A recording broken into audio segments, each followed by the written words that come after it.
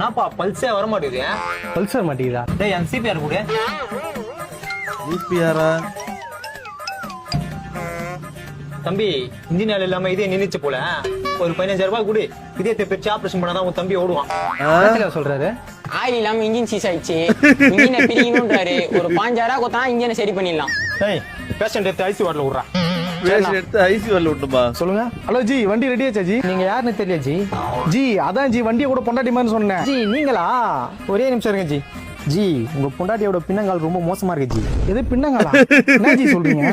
அதான் ஜி உங்க வண்டியோட பேக் டயரு. ஓ, பேக்